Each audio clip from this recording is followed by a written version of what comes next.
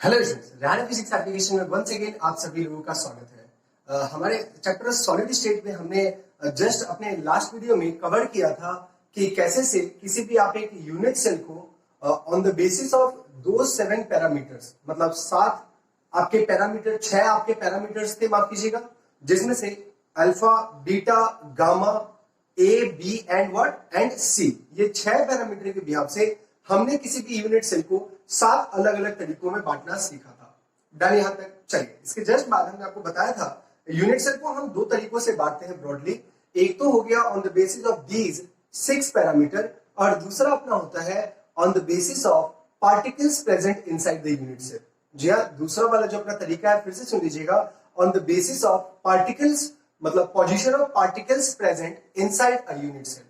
कहने का मतलब किसी भी एकक कोशिका में जो पाए जाने वाले अवयवी कण हैं, फिर से किसी भी एकक कोशिका में पाए जाने वाले अवयवी कण हैं, उनके पोजीशन, मतलब उनके स्थान के आधार पर, फिर से उनके स्थान के आधार पर हम किसी भी एकक कोशिका को हम फर्दर और भी बांट सकते हैं, और वो क्या क्या तरीके हैं इसके बारे में इन डिटेल हम लोग अभी बात करेंगे। तो चलिए, कॉपी और पेन निकाल लीजिए, स्टार्ट करते हैं। एक साइड से नोट करना एंड देन आफ्टर क्लासिफाई करना। चलिए हम लोग स्टार्ट करते हैं। लिखेंगे जरा सेकेंड टाइप के बारे में बात करना हम लोगों को, और सेकेंड टाइप क्या है आपका, ऑन द, साथ ही साथ चाहे तो आप लोग लिख भी सकते हैं on the basis of, on the basis of, on the basis of position of, on the basis of position of particles, position of particles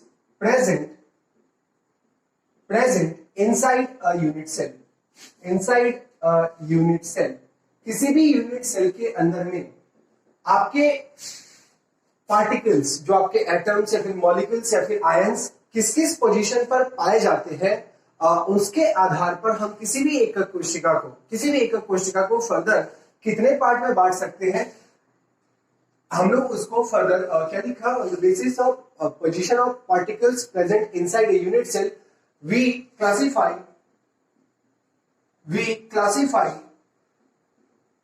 a unit cell into two broad part। कितने part में बांटते हैं बच्चों? 2 part में हम लोग इसको categorise करते हैं, जिसमें से जो सबसे पहला वाला पार्ट होगा, उसको हम लोग क्या बोलते हैं? उसको हम लोग बोलते हैं सिंपल, या फिर आप उसको और बोलते हो प्रिमिटिव। इन दोनों नाम से हम उसको जानते हैं स्टूडेंट्स। हम लोग उसको क्या बोलेंगे? सिंपल या फिर प्रिमिटिव, और आगे क्या लगा देंगे? Unit cell. सही है ना? सिंपल या फिर आप उसको क्या बोलोगे? Primitive unit cell. ये हो गया पहला पार्ट। एंड देन दूसरा आपका कहलाता है सेंटर्ड। क्या बोलते हैं उसको? Centred unit cell. क्या बोलते हैं उसको? Centred unit cell. डन? सही है। तो ये आपके 2 ब्रॉड कैटेगरी है। देखिए यहां पर ना दिक्कत क्या हो जाता है, हम लोग टर्म्स को सही से नहीं समझते, सीधे सीधे बोलते हैं कि 3 पार्ट में आपका सॉलिड स्टेट, मतलब यूनिट सेल को कैटेगराइज करते हैं। ऐसा बिल्कुल नहीं है। अभी तो अपन देखेंगे पहला वाला जो हमने 7 पढ़ा, CTO, HMT और R पढ़ा था ना हमने पिछली बार में। ट्रिक भी बताया था हमने आपको, छोड़ो तुम्हारा और हमारा मन तरप रहा है किसी को पाने के लिए, पढ़ा था। चलिए अब एग्जैक्टली बात करें तो दूसरे पार्ट में कितने पार्ट में आता है? ये 2 पार्ट में आता है। आए एक एक करके इसको समझने की कोशिश करते हैं, जो कि आपका सबसे पहले वाले से स्टार्ट करते हैं। एक आपका होता है सिंपल और व्हाट, प्रिमिटिव यूनिट्स। किसको बोलते हैं हम लोग? सिंपल या फिर प्रिमिटिव यूनिट, और आगे क्या लगा देंगे? सेल। किसको बोलते हैं? चलिए सबसे पहले इस सिंपल या फिर प्रिमिटिव यूनिट सेल को समझने के लिए हम लोग क्या करते हैं? हम लोग एक ना डायग्राम देखते हैं। आपके सामने अभी बोर्ड पर एक डायग्राम होगा, और ये डायग्राम आपका रिप्रेजेंट कर रहा है किसी भी सिंपल क्यूबिक यूनिट सेल। आप अगर ये डायग्राम देख रहे होगे, अभी तो आपको कंप्लीट एटम वाला दिख रहा होगा, सही है। और उस कंप्लीट एटम का जो भी आपका सेंटर है, आप देख रहे होगे ऊपर में आपके 4 एटम है, और नीचे में भी इस तरीके से कितने एटम है? 4 एटम है। डन? और इसके जस्ट बाद आप डायग्राम देख रहे होंगे किसी भी यूनिट सेल वाला। इसका मतलब चूंकि ये तो कंप्लीट एटम वाला अपना एक यूनिट सेल नहीं है, हम लोग क्या देखते हैं? हम लोग इसके जस्ट बाद एक डायग्राम देख रहे हैं जिसमें एक यूनिट सेल के अंदर में जितने अवयवी कण मौजूद हैं उसकी बात यहाँ पे कर रहे हैं ना। तो आप देख सकते हो यहाँ पे केवल और केवल जो पार्टिकल्स है, केवल और केवल जो पार्टिकल्स है वह केवल और केवल कॉर्नर पे मौजूद है, मतलब कोनों पर उपस्थित है। कहां उपस्थित है? कोनों पर। तो आपका सिंपल का डेफिनेशन बहुत सिंपल हो जाता है। क्या हो जाता है उस केस में? आप क्या बोलेंगे? जब आपके अवयवी कण, मतलब जब आपके कॉन्स्टिट्यूएंट पार्टिकल्स केवल और केवल कॉर्नर ऑफ अ क्यूब पर मौजूद हो तो क्या कहलाएगा? आपका सिंपल क्यूबिक यूनिट सेल कहलाएगा। एक बार मैं फिर से आपको डिफाइन कर देता हूं, क्या बोलते, किसको बोलते हैं? जब केवल और केवल किसी भी यूनिट सेल में, अभी हमने सिंपल क्यूबिक, अभी हमने केवल क्यूब वाला ही लिया है, ऐसे तो साथ हो सकते हैं जो आपने पहले वाले में पढ़ा था, तो उसमें से हमने क्यूब वाले का उठाया और उस क्यूब में हमने पार्टिकल्स को कहां प्लेस करा? हमने पार्टिकल्स को प्लेस करा कॉर्नर्स पे। कहां प्लेस करा? कॉर्नर्स पे। केवल और केवल हमने कहां प्लेस करा है? कॉर्नर्स पे। तो उस केवल पार्टिकल कॉर्नर पर प्लेस हो तो क्या कहलाता है? आपका सिंपल क्यूबिक यूनिट सेल कहलाता है। तो चलिए जरा आप एक काम करिए, इसके जस्ट बाद आप इस डायग्राम को भी नोट कर ले, बना ले जस्ट, इसके बाद उसके नीचे बाकी मैं आपको एक सिंपल डायग्राम तो आपको मैं बना भी दूंगा यहाँ पे, जिसकी वजह से आपको दिक्कत नहीं होगा। चलिए इसको डिफाइन करते हैं। सिंपल क्यूबिक यूनिट सेल किसको बोलते हैं? इसको बोलते हैं when the constituent particles when the constituent particles when the constituent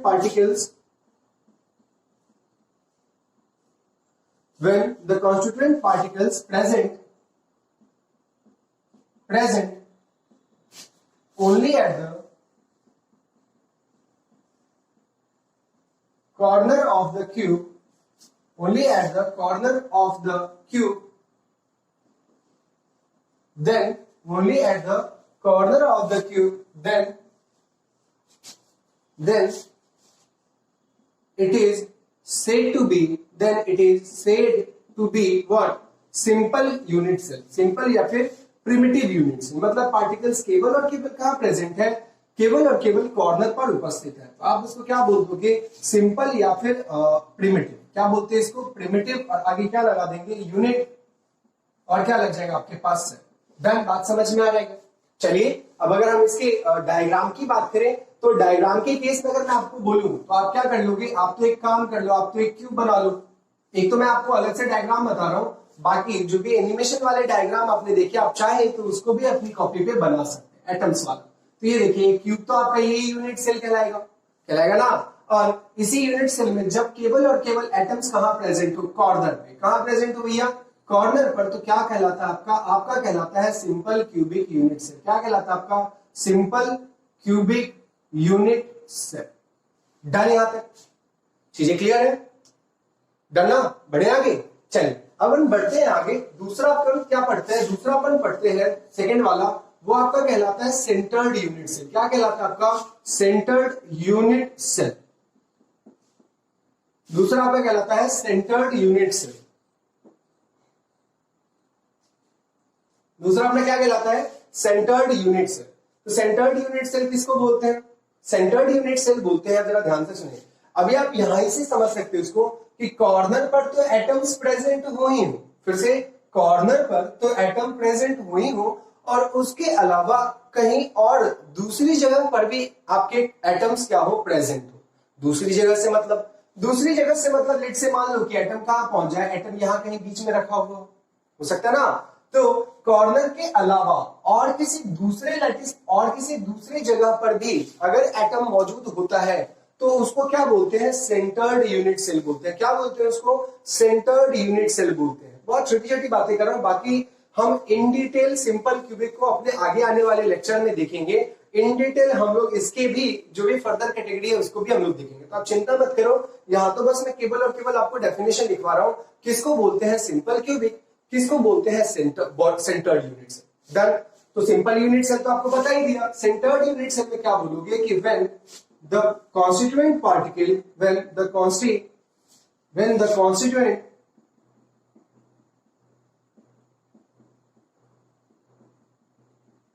particles present at corner and any other place inside a unit cell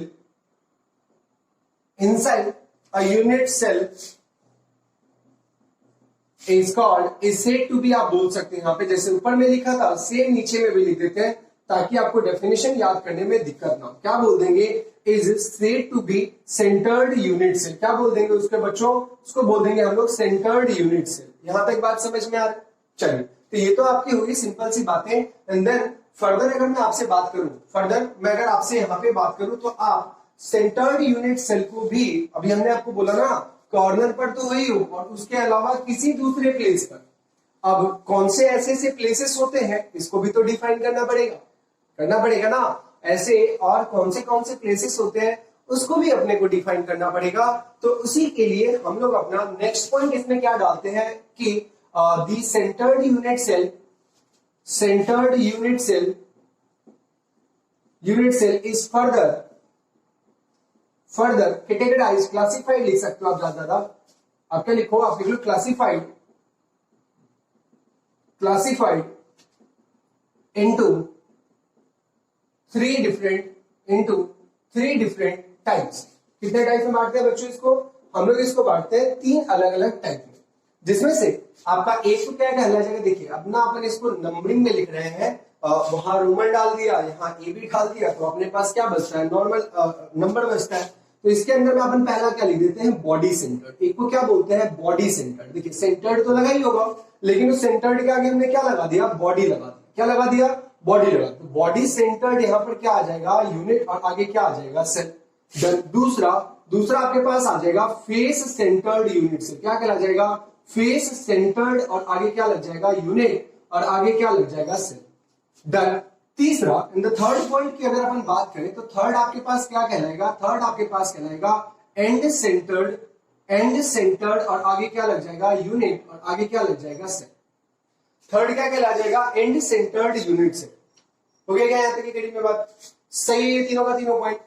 चलिए अब एक एक करके हम इन तीनों को भी डिफाइन करते हैं। नाम से देखिए कि एक बॉडी लिखा है, अभी मैं आपको इसको डिफाइन करूंगा तो समझ में आ जाएगा कॉर्नर के अलावा और वो कौन से पोजीशन होंगे जहां पे एटम्स आपके क्या होंगे, प्रेजेंट होंगे। नंबर एक बात। दूसरा क्या लिखा है, फेस सेंटर, और अगला क्या लिखा आपके पास, एंड सेंटर। तो चलिए जरा एक फ्रेम आपका कंप्लीट हो गया है, फटाफट से आप इसको नोट करें, एंड देन आफ्टर अपन स्टार्ट करते हैं फिर से बॉडी सेंटर्ड को डिफाइन करना। एक बार आप इसको नोट कीजिए, नोट कर लिया गया।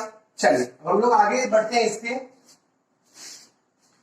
आप लोग देख रहे होंगे अभी यहाँ पे हमने बस सिंपल सा कैटेगराइजेशन करा, और इन्हें एनिमेशन के थ्रू हम ना फर्दर अपनी चीजों को आगे क्या कर रहे हैं, अपने आगे को समझने की कोशिश कर रहे हैं। यहाँ तक की कड़ी में जब अगर आपका नोट हो गया है, इसके जस्ट बाद हम तो बस एक काम करेंगे, इन तीनों टाइप को डिफाइन कर, क्या कर देंगे, इन तीनों टाइप को डिफाइन कर देंगे। और आगे तो मैंने आपको बताया ही कि हम इन तीनों को एक एक करके अपने वीडियो लेक्चर में इंक्लूड करेंगे, एक एक करके क्या करके, एक एक करके हम अपने वीडियो लेक्चर में इसको इनकॉर्पोरेट करेंगे।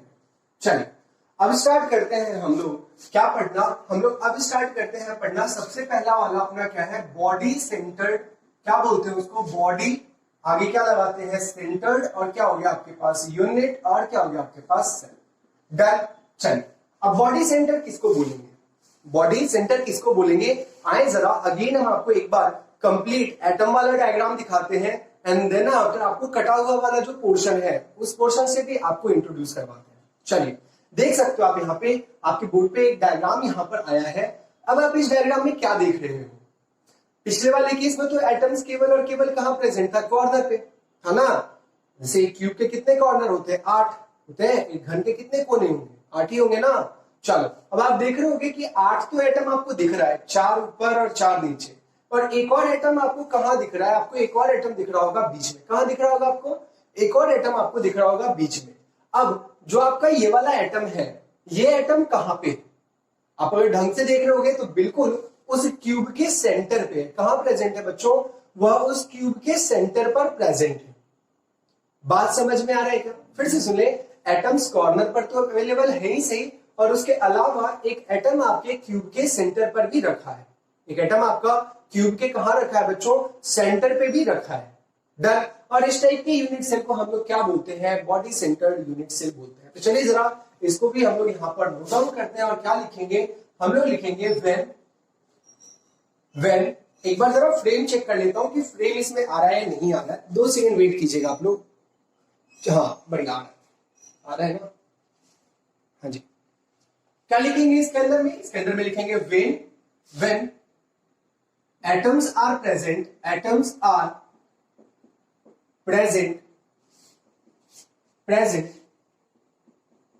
the corner and when atoms are present at the corner and क्या लिखेंगे बच्चों, and at the center of the unit cell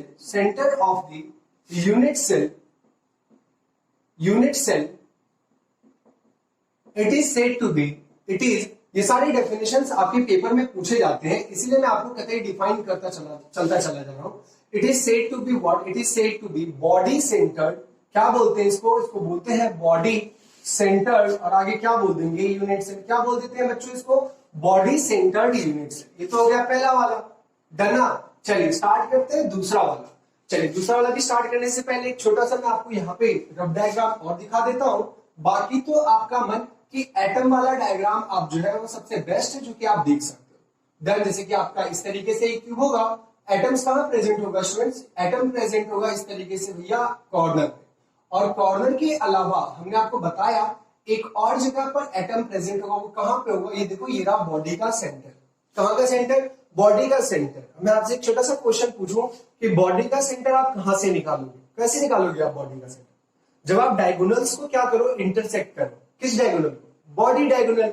अब बॉडी डायगोनल कैसे से होगा, जैसे देखो ये वाला रूम है तो इसके टॉप से लेके आप जहां बैठे हो उसके नीचे, फिर आप जहां बैठे हो उसके उस साइड से ऊपर से लेके यहाँ वाले बोर्ड वाले साइड के नीचे, दो डायगोनल दिख गए।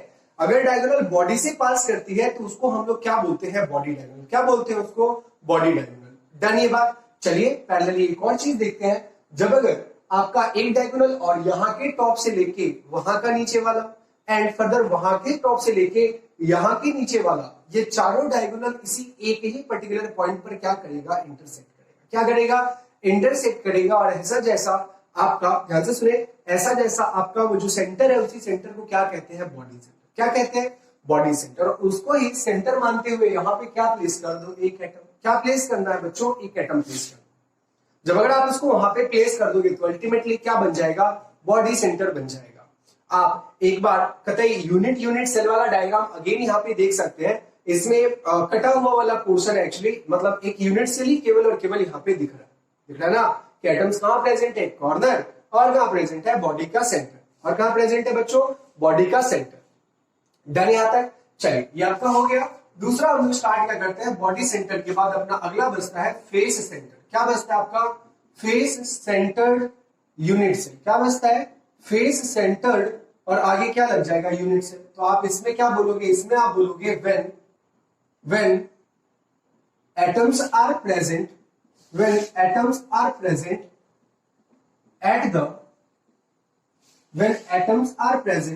at the corner, atoms are present at the corner and at the center of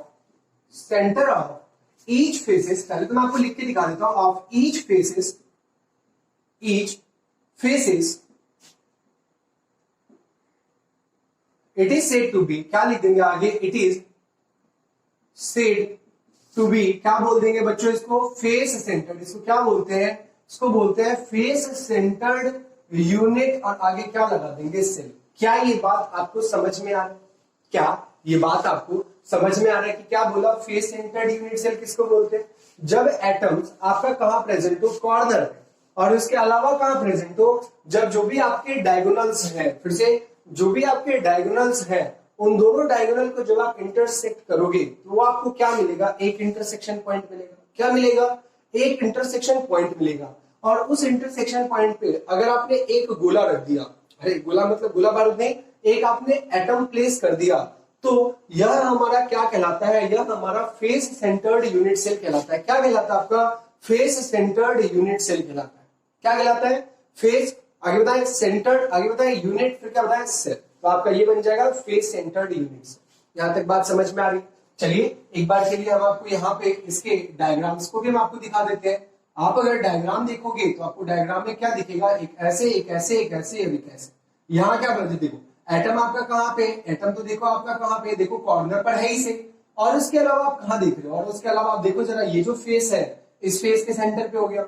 same यही क्या, बाहर वाला फेस अगर आप ले रहे हो तो ये भी अगेन क्या हो गया, एक फेस, और ये हो गया क्या, उस फेस का सेंटर।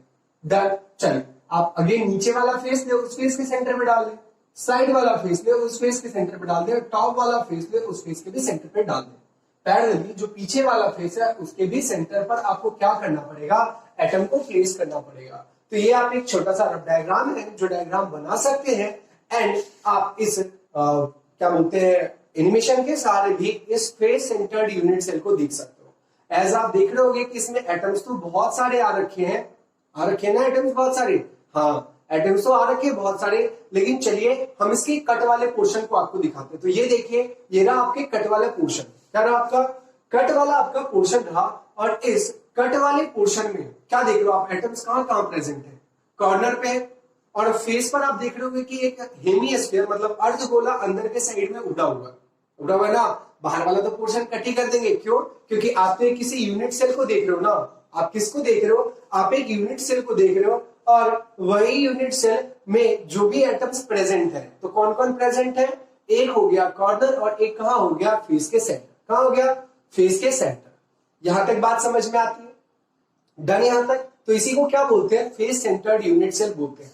चलिए फर्दर हम लोग अपने लास्ट पार्ट की बात करते हैं, जो कि आपका थर्ड पार्ट है, और जिसको क्या बोलते हैं, जिसको हम लोग बोलते हैं एंड सेंटर्ड। क्या बोलते हैं उसको, एंड सेंटर्ड, और आगे क्या लगा देंगे, यूनिट, और आगे क्या लगा देंगे, सेल। अब बताएं जरा इसको किसको बोलते हैं। आप इसके लिए क्या डेफिनेशन लिख सकते हो, आप लिख सकते हो कि when atoms are present, atoms are present, एक बार डेफिनेशन लिख लेते हैं फिर हम आपको समझा देंगे। एट द कॉर्नर, कॉर्नर पर तो देखो बच्चों होगा ही होगा, ये तो कंफर्म है। उसके अलावा आप देख रहे हो जगह चेंज हो रहा है, एंड एट एनी टू, ध्यान रखिएगा एनी टू, केवल कोई सा भी दो, at any two opposite, at any two opposite faces, at any two opposite faces,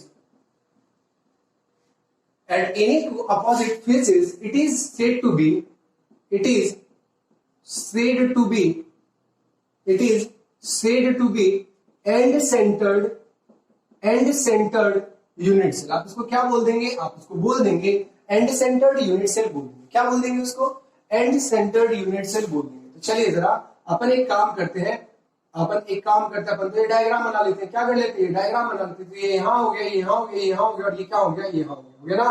अब आप देखो जरा एटम्स कहाँ प्रेजेंट है, एटम तो आपके कॉर्नर पर प्रेजेंट है। कहाँ प्रेजेंट है बच्चों, कॉर्नर पर प्रेजेंट है। एटम कहाँ प्रेजेंट है, एटम प्रेजेंट है कॉर्नर पे। कॉर्नर के अलावा कोई दो फेस पकड़ लो, तो ऊपर वाला तो फिर कहाँ पकड़ोगे, नीचे वाला, यानी तो इस साइड वाला तो फिर कहाँ पकड़ोगे, इस साइड वाला पकड़ोगे ना, यानी तो आप आगे वाला और क्या पकड़ सकते हो, पीछे वाला। तो देखो जरा वीडियो में सही से आने के लिए हमने एक काम करते हैं, हम एग्जैक्टली इसको इस तरीके से बना दें, दिख रहा है ना।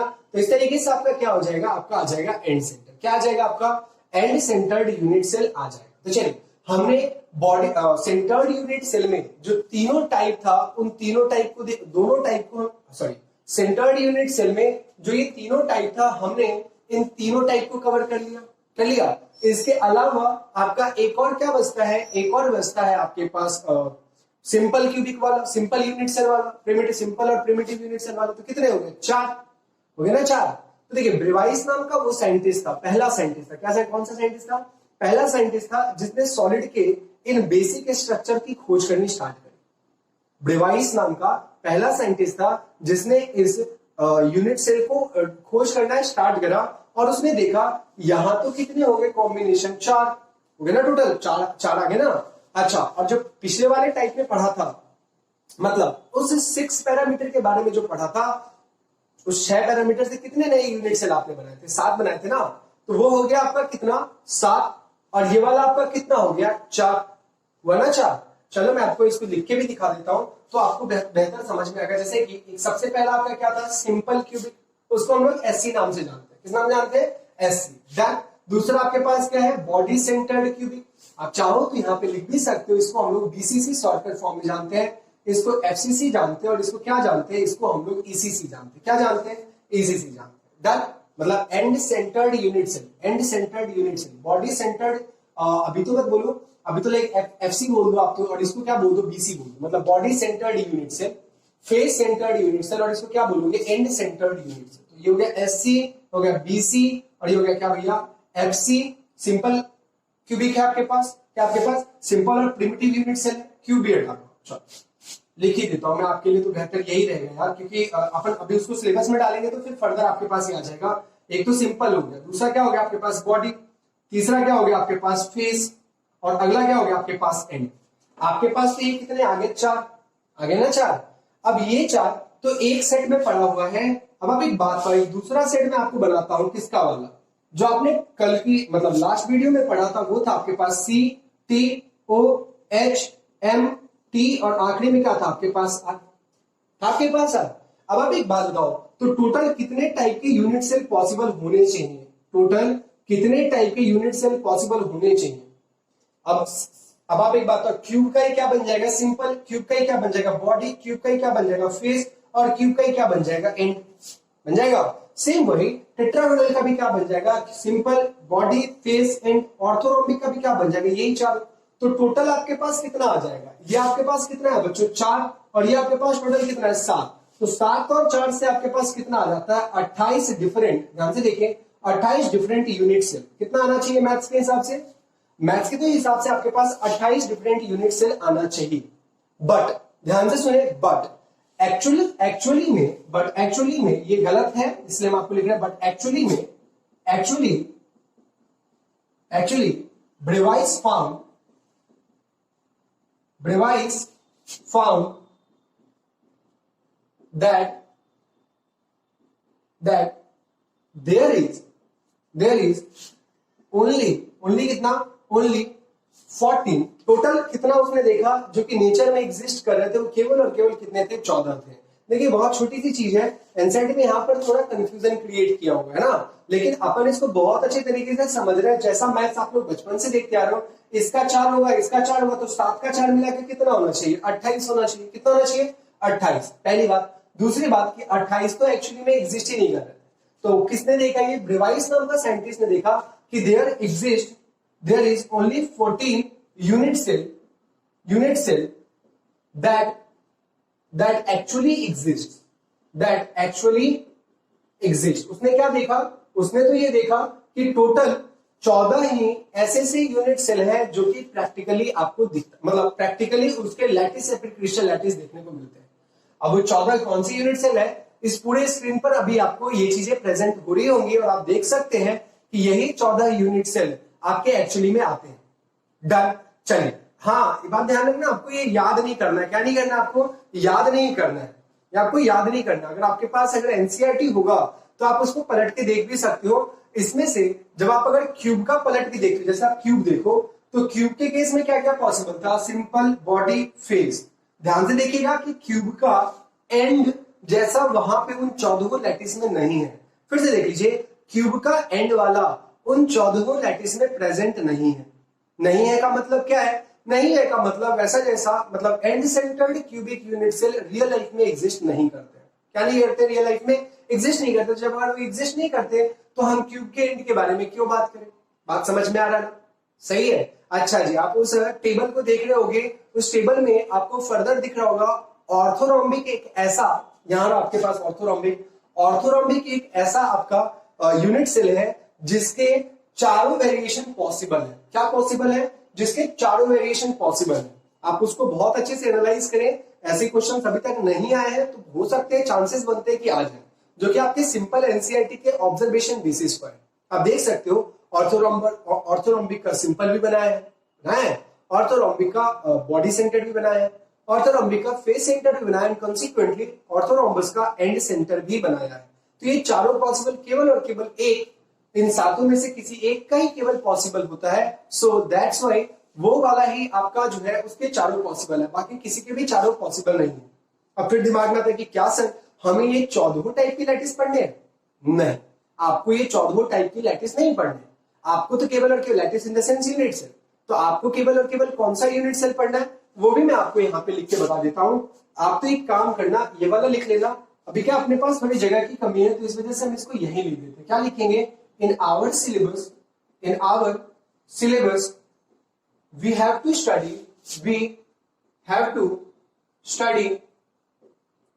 only only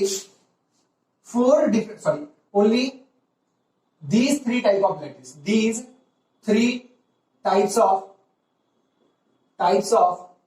lattice. आपको तो बस केवल और केवल यही 3 टाइप के लैटिस के बारे में जानना है। किसके बारे में जानना है? अभी जो अपन यहाँ लिख रहे थे ना एस, तो अब आप एक काम कर लो, अब यहाँ पर थोड़ी जगह की कमी है तो आप एक काम कर लो, पहले तो लिख लो सिंपल क्यूबिक यूनिट सेल। क्या लिख लो आप? सिंपल क्यूबिक, उसको एससी से डिनोट करते हैं। मतलब सिंपल किसका? सिंपल में केवल और केवल किसका पढ़ना है? क्यूबिक का।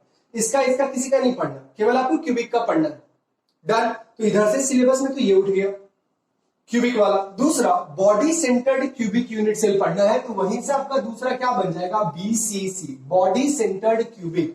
और आगे क्या लिखेंगे? Unit cell. क्या लिखेंगे? Unit cell. तो देखो बॉडी सेंटर्ड तो लिख लिया, बीच में आपको क्या डाल दो? क्यूबिक डाल दो। क्या डाल दो? क्यूबिक डाल दो। 2 हो गया। तीसरा और आखिरी आपको क्या पढ़ना है सिलेबस में? वो आपको पढ़ना है face centred cubic unit cell. क्या पढ़ना है? Face centred cubic unit cell पढ़ना है। मतलब इसका ये पढ़ना है, इसका ये पढ़ना है, इसका ये पढ़ना है। और इसका एंड क्यों नहीं पढ़ना है? अरे भैया इसका एंड तो रियल लाइफ में एग्जिस्ट ही नहीं करता, तो अपन इसके एंड के बारे में कैसे से पढ़ेंगे? बात समझ में आ रहेगा? तो अपने सिलेबस में बस केवल और केवल इसी 3 के बारे में पढ़ना है। हाँ थोड़े बहुत और है, मतलब लाइक हेक्सागोनल के बारे में आगे कुछ तो आपको इंफॉर्मेशन दे रखा है, जिसके बारे में भी हम लोग जरूर बात करेंगे जब हमारा वहां उस वाले टॉपिक पे अपन पहुंचेंगे जब।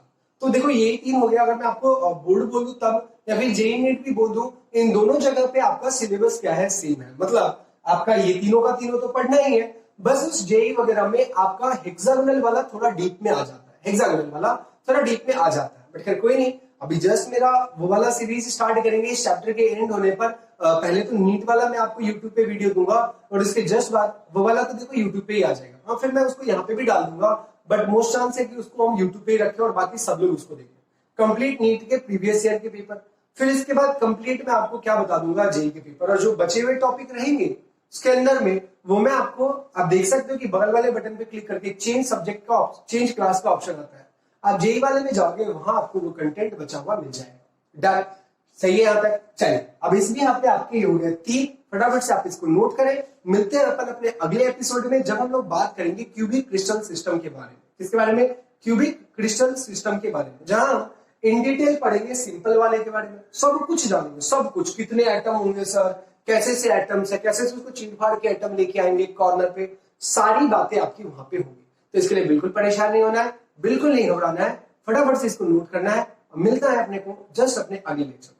तब तक के लिए टाटा बाय।